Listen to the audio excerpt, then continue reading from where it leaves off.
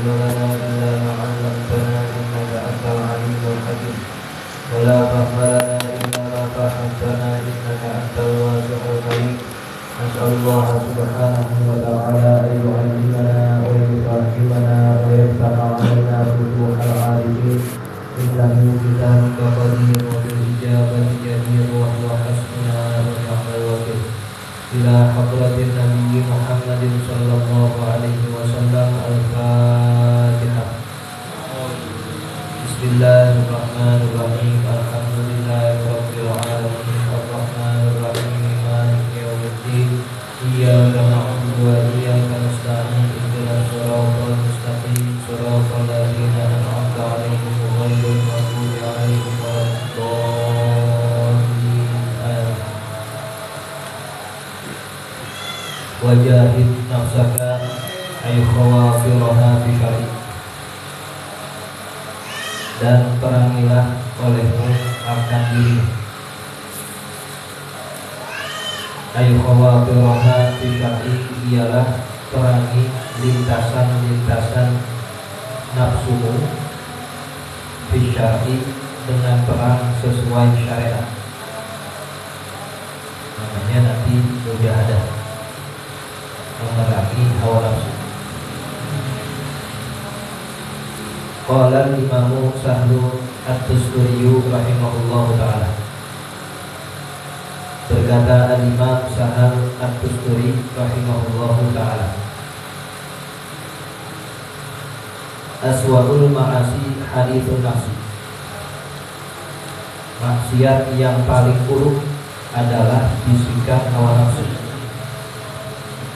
Jadi belum melakukan, baru terlintas saja, itu maksiat, merupakan dosa yang besar, maksiat yang paling jelek. Padahal belum mengerjakan, hanya baru bisikan saja. Wala'alla ghaliban nasi la yu'iduna dzalika dzamban, dan hanya saja kebanyakan dari manusia, mereka tidak memperhitungkan hadithun nafsi itu damban akan satu dosa. Tapi kebanyakan orang enggak melihat bisikan hawa nafsu itu sebagai dosa karena pemahamannya. Padahal itu termasuk kemaksiatan yang paling jelek, yang paling buruk. Wa idza taqal muridu al-isgha'a ila hadithun nafsi, dan apabila seorang murid takut al-isgha'a, tersimak serius, ila hadithin nafsi, terhadap bisikan hawa nafsu, wa kana mulaziman bil dzikri, adalah murid ini senantiasa berzikir. Ittaqadal qalba bil dzikri, maka dia akan menyalakan hatinya itu bil dzikri, dengan zikirnya. Kalau seorang murid senantiasa waspada dengan bisikan-bisikan nafsu, dia tahu dijaga benar dirinya dari bisikan nafsu, bisikannya doang, tapi dijagain biar kagak senantiasa bisikan yang jelek-jelek. Lalu dia mujahadah, dia perangi bisikan nafsu itu dengan zikir, dilawan. Maka cahaya ilahi akan masuk ke dalam hatinya. Baru bisikannya doang, tapi udah dilawan. Tak malam mau tidur itu bisikan nafsu. Tapi dia tahu yang demikian akan mengurangi ibadah malamnya. Dilawan dengan zikir, diperangi, jadi terang. Nanti akan hilang bisikan hawa nafsunya dengan kewaspadaan dari seorang muridnya. Wasarul qalbu sirran mahfuzan, dan jadilah hatinya itu yang memiliki rahasia lagi terpelihara. Wa hunaka yaqudu anhu syaitan kullal du'id, dan di sanalah setan-setan akan menjauh dengan sejauh-jauhnya. Wa tab'udu 'anil 'abdi al-khawatir syaitaniyatu, dan akan menjauh pula dari itu hamba lintasan-lintasan yang bersifat setan.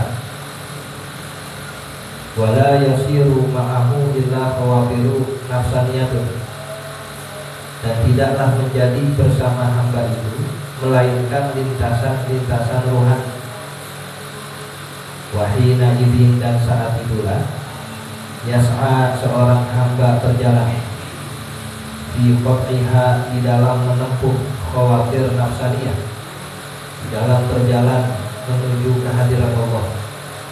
Wa itqaniha, dan memperjuangkannya bimizanil ilmi, dengan timbangan ilmu. Fa'lam dzalika ya akhi, maka ketahuilah hal ini ya akhi, wahai saudaraku. Itu pengarang. Kamu menjadi murid yang baru mulai ibadah, hati-hati dengan yang namanya bisikan nafsu. Baru bisikannya doang, itu harus hati-hati.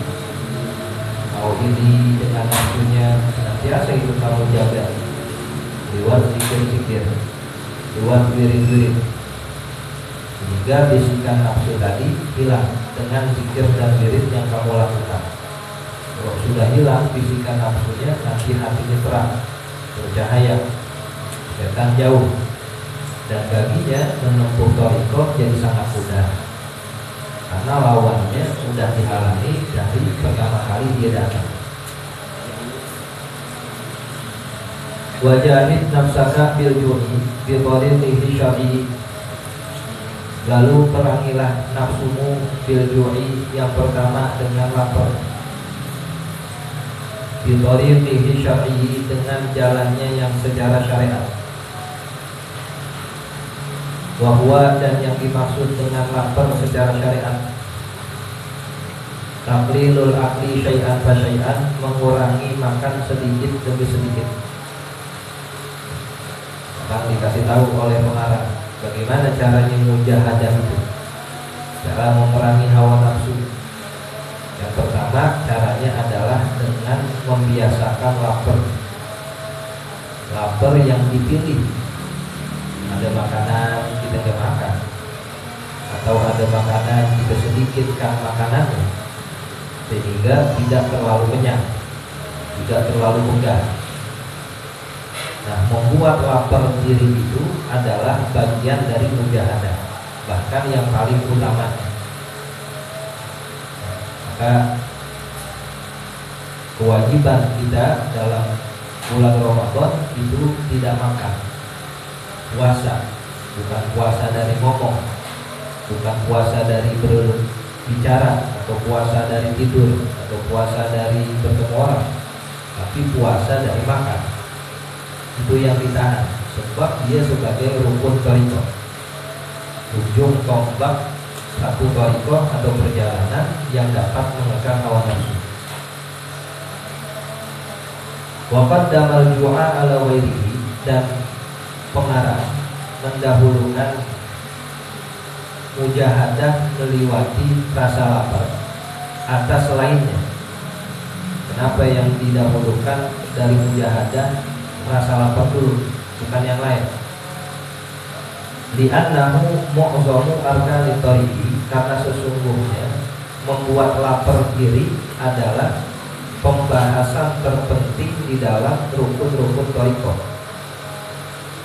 Jadi dari semua macam-macam mujahadah, dari semua macam-macam riyadhah, yang paling tinggi derajatnya adalah mujahadah bil tariqatil ju', memerangi hawa nafsu dengan cara membuat lapar diri.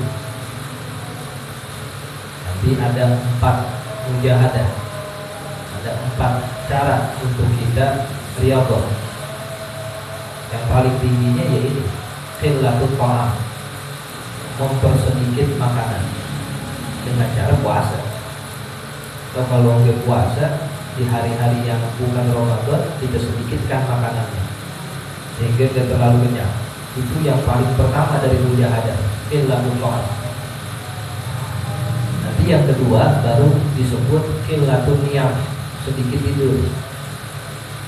Apa tidur, di mana-mana tidur, kapan aja tidur, sedikit tidurnya.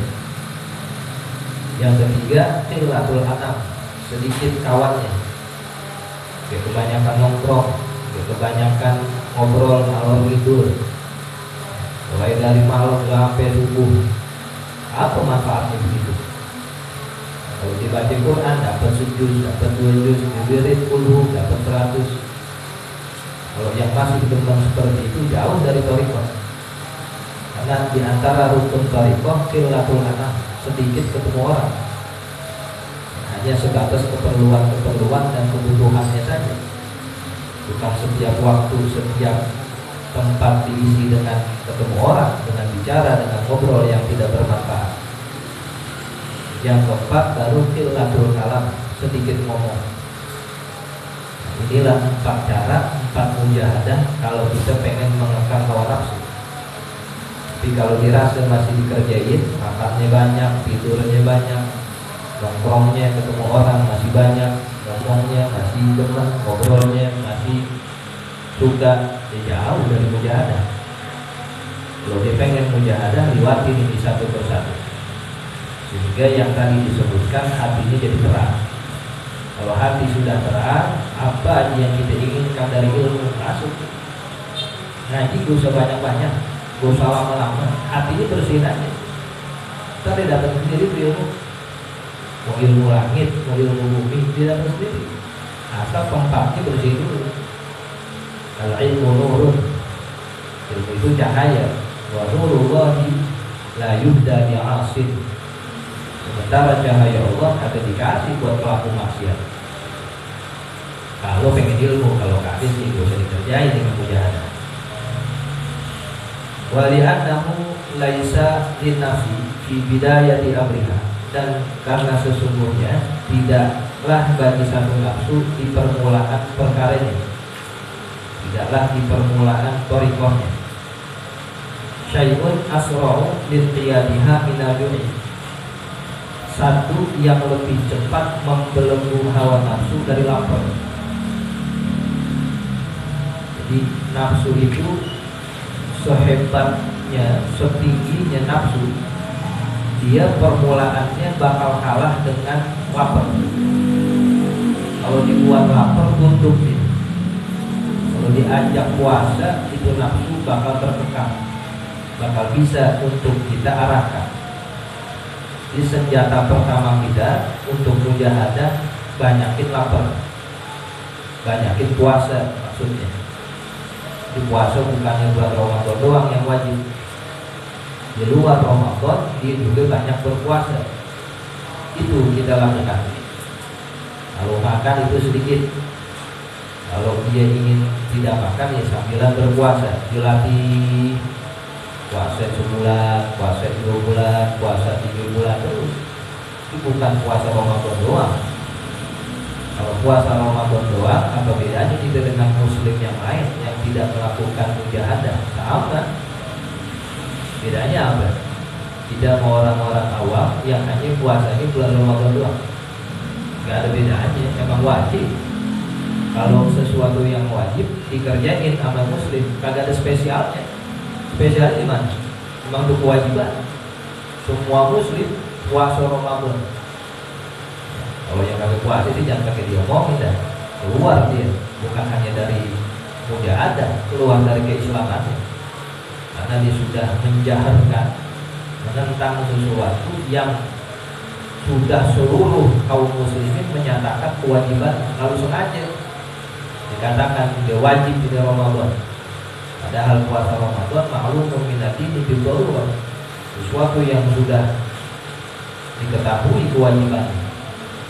Sekarang kita omongin puasa Ramadan yang dilakukan oleh seluruh umat Islam, nggak ada spesialnya karena memang kewajiban. Wah, dia hebat banget ya, puasa Ramadannya full. Hebat dari mana? Memang kewajiban. Hebat banget, sholat fardunya 5 waktu full. Hebat dari mana? Memang kewajiban. Kecuali di luar Ramadan dipuasa juga mereka. Itu ada nilai plusnya. Di luar sholat 5 waktu, di sholat sunnah banyak, itu baru ada istimewa.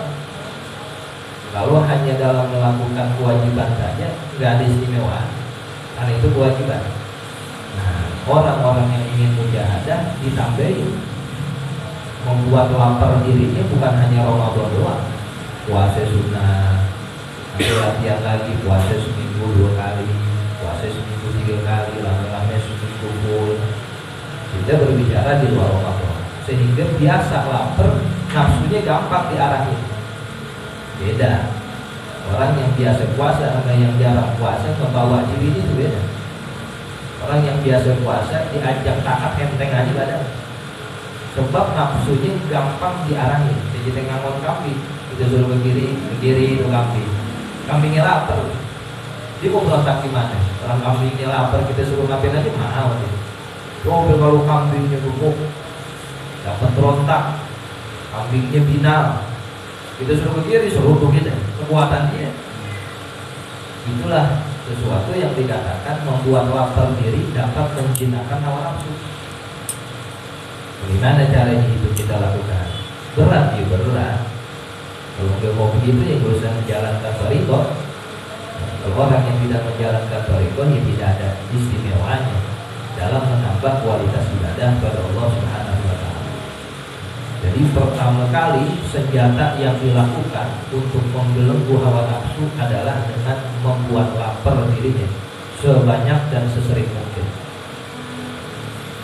Li'annahu, karena sesungguhnya lapar itu muthilul muluk, yang membuat hina para raja. Raja-raja itu biasanya makan, kalau lapar sedikit hina dia. Fadlan an ghairihim, lebih-lebih daripada selain para raja. Wa li'annahu yahillu minal ajza'i turabiyati wal mahiyati, dan sesungguhnya lapar itu dapat menguraikan dari bagian-bagian yang berunsur tanah dan air. Kita ini ada unsur tanah dan airnya. Biqadri ma yakunu, dengan seukuran apa yang terjadi. Fayas wal qalba, sehingga laparnya itu dapat menjernihkan hati. Laparnya itu dapat membuat hati terang, karena hawa nafsunya sudah dikekang, sudah mudah diarahkan. Untuk dibuat tahan gampang aja. Malam gak usah pakai nyalain alarm, bangun aja sendiri. Karena badannya gak enteng, diajak taat itu mudah. Kalau untuk maksiat berat ya, karena badannya nggak diajak ke situ, sudah bersih, sudah jernih dengan dibiasakan lapar atau puasa tadi. Wali anna baqil arkani, dan sesungguhnya sisa daripada rukun-rukun thariqah tabi'un lahu bil khosati, secara khusus mengikuti mujahadah liwat lapar tadi. Di semua mujahadah selain lapar, selain qillatul ta'am diikutin. Inti daripada mujahadah adalah kuat lapar, puasa. Intinya itu. Kalau palanya udah kita pegang, buntutnya ikut. Tadi ada 4 cara mujahadah: qillatul ta'am, qillatul anam, qillatul niyam, qillatul kalam. Mempersedikit makanan, ini yang intinya. Kedua, qillatul niyam, mempersedikit tidur. Kalau orang udah biasa puasa, secara otomatis tidurnya jadi sedikit. Kalau nggak percaya, jajalin aja. Dari habis asar jangan makan, jangan minum dari habis asar. Itu malam perut begitu. Kita tidur jam 9, jam 10, jam 12, setengah 1 bangun pasti bunyi bocok. Karena dari asar udah makan nih. Artinya malam perut bunyi, melek bangun ibadah. Jadi mujahadah liwat begadang itu nggak bisa langsung gitu begadang latihannya. Mulainya dari puasa, mulainya dari ngelaparin diri. Jadi mujahadah yang 3 tadi ngikutin daripada mujahadah yang pertama. Kalau yang pertamanya kita udah sering, udah sukses melakukannya, semuanya ikut tadi. Dia udah sering puasa, sudah sering melaparkan dirinya, tidurnya otomatis sedikit. Malam bangun aja, nggak usah lagi minta bangunin orang, dibangun aja. Lapar bukannya begitu dimakan ya sama aja. Lapar dibangun ibadah. Ntar lama-lama gitu tuh, qillatul kalam, ngomongnya jadi sedikit. lama-lama qillatul anam, ketemu orang kalau lagi penting-penting banget males, nggak ada faedah mau ngapain. Kalau ngaji begini ada faedahnya juga, kita dengerin nasihat, kita mendapatkan ilmu. Kalau tawa hari sampai subuh, ngatur ngomong ini, ngomongan apa manfaatnya? Hatinya tuh merasa gelisah. Ini bukan tempat. Mulainya dari mana? Dari membiasakan lapar. Jadi kalau ini udah kita pegang, semuanya gitu. Tapi kalau ini belum berhasil, semuanya itu rada susah untuk kita lakukan. Nah, maka berusaha untuk memegang paling ini. Kita usahakan bagaimana di luar bulan Ramadan nanti kita tetap bisa mempersedikit makan. Apa dengan terus puasa atau dengan cara yang memang sedikit aja makannya, sehingga timbul mujahadah dengan cara-cara berikut ini. Walianna khawafiran nafsi, dan karena sesungguhnya lintasan-lintasan hawa nafsu la tad'afu illa bihi, tidak akan lemah kecuali dengan lapar. Di lintasan-lintasan hawa nafsu tidak akan lemah kecuali dengan rasa lapar. Wa dzakara Syekh Muhyiddin Ibnu Arabi rahimahullahu taala fil Futuhatil Makkiyah, dan telah menyebutkan Syekh Muhyiddin Ibnu Arabi rahimahullahu taala dalam kitabnya Al-Futuhat Al-Makkiyah, Anna Allah Ta'ala lamma khalaqan nafsa qala laha, sesungguhnya Allah Subhanahu wa taala tatkala menciptakan hawa nafsu, Allah bertanya kepada hawa nafsu, man ana, siapa saya? Maka lalu hawa nafsu itu menjawab, man ana, siapa saya? Ditanya lagi, kagak dijawab. Kepada Allah, wahai nafsu, ini saya siapa nih? Harusnya kan jawabannya, oh kau adalah Allah Tuhan. Maka nafsu dikata, siapa saya juga? Artinya sombong gitu. Fa'askanaha fi bahril tu'i al-fasanati, lalu Allah tempatkan hawa nafsu itu di lautan lapar selama 1000 tahun. Tapi itu hawa nafsu dikekang dengan cara dilaparin dia. Jadi kasih empat, jadi makan selama 1000 tahun. Summa qala ta'ala laha, kemudian Allah Ta'ala bertanya lagi habis itu, man ana, siapa saya? Faqalat, lalu nafsu jawab, anta rabbi, kau adalah Tuhan. Lalu ngakuin. Habis ditatar, udah dikasih makan 1000 tahun, nafsu baru bisa ngakuin Allah adalah Tuhan. Setelah dia sombong, tidak mengakui Allah sebagai Tuhan. Karena memang lapar itu adalah senjata pertama untuk mengekang hawa nafsu. Bohong, gak ada ceritanya. Orang bisa mengekang hawa nafsu, tapi keadaannya kenyang terus, gak ada. Karena rukun yang namanya rukun harus dilakukan. Rukun thariqah, rukun thariqah yang paling pertama, yang paling asas adalah al-ju', melaporkan diri. Kalau orang yang tiap hari kenyang, makan 2 piring kentung, tambah lagi ngopi, rokok setengah bungkus, gitu-gitu, timpalan kenyang apa? Itu udah ibadah anggota. Kalau dia biasa lapar, makan sedikit, apalagi dipuasai, yang demikian akan menjadikan tubuhnya gampang untuk melaksanakan mujahadah selanjutnya. Makanya orang-orang ma'rifat sedikit dia makan. Kalau buka puasa, korma setengah.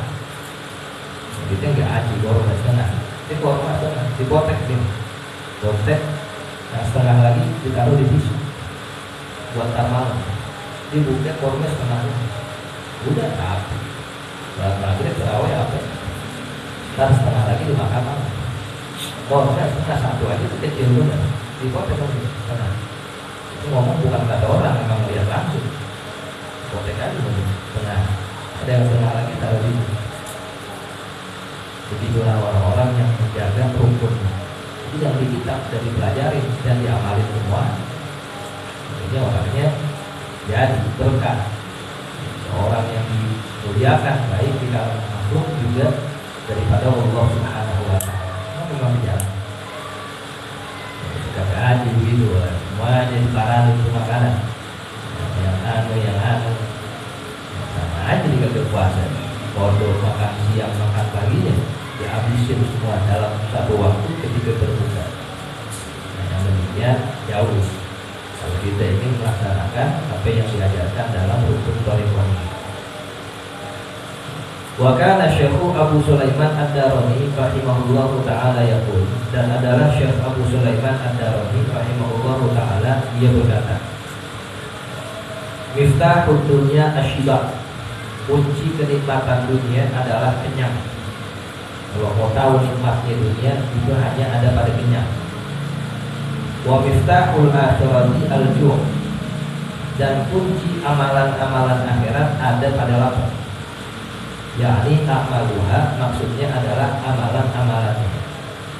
Kalau kita pengen menikmati nanti bagaimana kenikmatan akhirat, banyakin lapar waktu di dunia. Orang kelak akan dibangkitkan dalam kubur dalam keadaan lapar dan haus. Di ratusan ribuan tahun dalam kuburan bagaimana mereka haus deh, panas. Pada mahsyar bersah, matahari sejengkal dari padat, dia kelelep sama keringatnya sendiri. Semua nyari air. Tapi bagi yang sering puasa, ketika di dunianya, setelah dibangkitkan dari kubur, digiring dia ke satu perhidangan. Tanpa diminta, sudah dihidangin Tuhan. Ini makanan kamu, ini minuman kamu. Dulu waktu di dunia orang-orang pada makan, kamu ngeliatin, kamu puasa. Sekarang gantian, kamu makan, orang-orang pada ngeliatin kamu. Enakan mana makanan dunia, lu makanan akhirat gitu. Nah akhirat, makanan dunia nggak ada sujud kuku. Dia makan seenak apa itu makanan, semanis apa. Di situ colek garam sedikit, hilang tuh makanan manisnya. Artinya cepet fana, cari makanan yang paling mahal. 10 juta sekali makan, cari. Dia makan tuh, itu sendok. Begitu colek aja garam sedikit, hilang aja tuh makanan. Tapi kalau minuman di akhirat syarbatan la nasma'u ba'daha abadan, seteguk air selama-lamanya kagak bakal haus lagi. Itu yang ngomong. Itu adanya pada teladan Nabi Muhammad SAW, dihidangkan kepada orang-orang yang jarang makan dan minum waktu di dunia. Bukan sembarangan orang-orang yang puasa itu, dia mau pilih nanti dia. Nah, makanan dan minuman baru lebih berkah rasanya dan kenikmatan. Dulunya sebegitu doang. Dia bukan puasa yang anu. Habis itu rapi udah aja. Masih berasa manisnya, asamnya, gurihnya, rapi. Sebatas lewat kerongkongan begitu keluar. Bagaimana Allah Subhanahu wa taala menciptakan kenikmatan dunia pada kenyang, ya benar tadi kita hukumnya asyibah. Karena kenikmatan dunia hukumnya adalah fana, maka lenyap. Tapi kalau kenikmatan akhirat itu hukumnya selama-lamanya, abadan, tidak akan lekang oleh waktu. Mumpung masih muda, biasanya puasa. Kalau kita mau mulai puasa tua, udah rusak, udah. Kita yang sakit harus minum obat yang kedua, banyak protein. Tapi kalau dibawa puasa dari masih muda, tua tinggal melanjutkan lagi. Kalau badannya sudah disetel dari muda, udah ahli puasa. Kalau mulainya nanti pas tua, mudah-mudahan bisa juga, tapi lebih enak dari sekarang. Selain Allah berikan kenikmatan akhirat, dijauhin dari penyakit juga. Rasulullah yang bilang, sumu tasihhu, puasalah kalian akan sehat. Yang ngomong Nabi, bahasa Nabi bohong. Sallallahu alaihi wasallam. Mau sehat, puasa. Ini kita rasa sudah sakit sakit puasa. Itu langsung resepnya dari Nabi Muhammad Sallallahu alaihi wasallam. Obat apa aja kalah puasa. Tapi langsung dari Nabi Muhammad. Tibil dulu. Dokter hati kita, dokter jiwa raga kita, Nabi Muhammad SAW. Paksain puasa, capek apa, selelah apa, dari muda paksain. kalau kita udah biasa dari mulainya kesonorannya gampang, jadi enteng. Kalau entar yang keburu malas, udah gak bisa disetel lagi. Kalau dari sekarang kita paksain ibadah, bangun malam udah biasa, puasa udah biasa, wirid udah biasa, tua aja tinggal lanjutin. Kalau mulainya nanti tua, lanjutinnya mau apa? Kalau mulainya jangan nanti. Sedikit-sedikit kita coba tambahin itu ibadah-ibadah, di antaranya puasa-puasa sunnah. Walamma khalaqad dunya ja'ala fil ju'i al-ilma wal hikmata. Dan tatkala Allah Subhanahu wa taala menciptakan dunia, ja'ala fil ju'i, Allah letakkan pada lapar itu al-ilma wal hikmata, ilmu dan hikmah. Wa ja'ala fi syibai al-jahla wal maksiyata, dan Allah letakkan pada rasa kenyang, bodoh dan maksiat. Banyak banget fadilah keutamaan lapar. Orang yang lapar itu gampang menyerap ilmu. Jadi orang yang keseringan kenyang susah menyerap ilmu. Kalau nggak percaya jajalin. Kita mau ngafal apa ya? Ngafal Quran selembar. Sebelumnya dia makan, karena sebelumnya yang pakai makan dulu, cepetan yang belum makan. Tes aja. Ada 2 orang, itu juga ngapalin nih, lembarannya sama, ayatnya sama. Yang satu kita dimakan dulu sebelum dia apa? Dia makan apa? Ini kasih dikasih. Yang satu jangan kasih makan. Habis itu suruh ngapal dulu guys. Itu bakal ketahuan yang lebih cepat menyerapnya, menghafalnya adalah orang yang sebelumnya itu kan makan. Dilaparin dulu, dikosongin dulu. Itu cepat kemana? Ini di pesantren di antara riyadhahnya adalah puasa muti untuk cepat memasukkan hafalan-hafalan itu. Muti itu puasa yang tidak boleh ada hewan. Kalau ada hewan itu boleh lagi seminggu lagi. Makanya nasinya kerupuk udah. Nasi kerupuk gitu aja. Itu bukan putih yang putih-putih itu bukan. Gitu aja. Kalau udah begitu, kita ajarin apa segala macam, insya Allah lebih mudah mendapatkan ilmu. Laporin dulu. Ayo kamu kalau mau makan, hafalin dulu 5 sunnah, 2 lembar. Hafalin doang. Sampai kakinya diangkat-angkat ke tembok begitu. Kali ini di bawah, kakinya di atas. Panas perutnya. Lagi fokus, tapi cepat nanti hafalannya. Kalau sudah biasa, awal-awal memang ada susah. Namanya kan membiasakan, namanya pembiasaan awal-awal susah. Tapi kalau udah biasa, enak itu.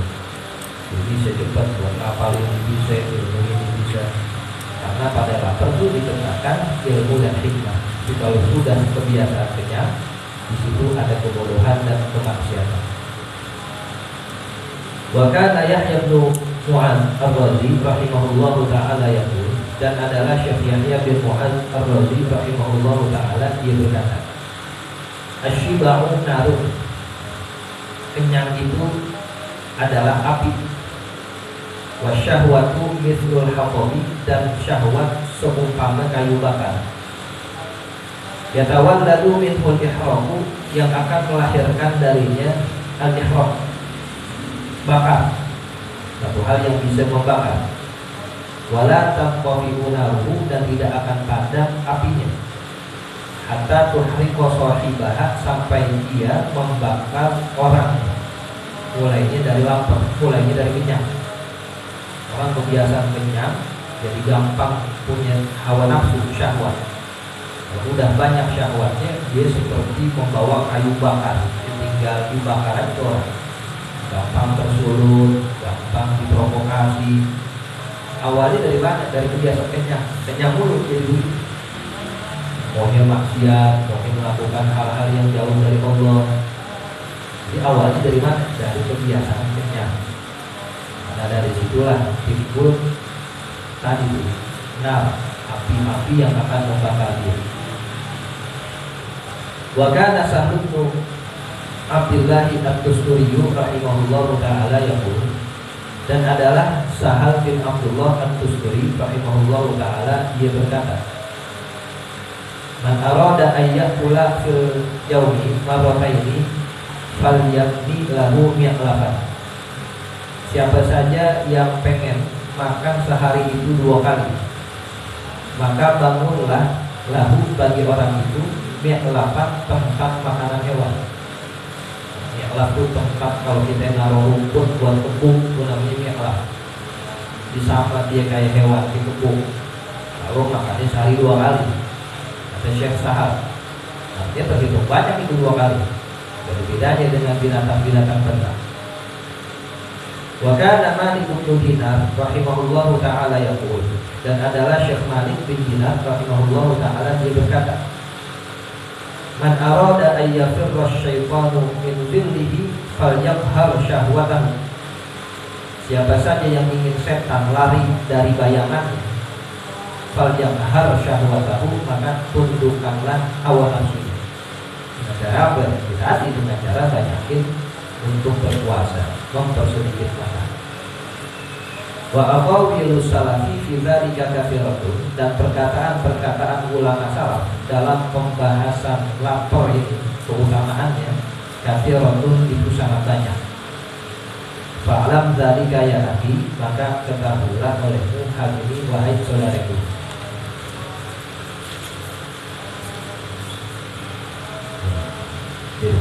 Wajahid nafsaka bil-yumni wasta'awal mu'minah. Ada itu. Mudah-mudahan ada umur panjang, bisa kita lanjut lagi di Ramadan yang akan datang.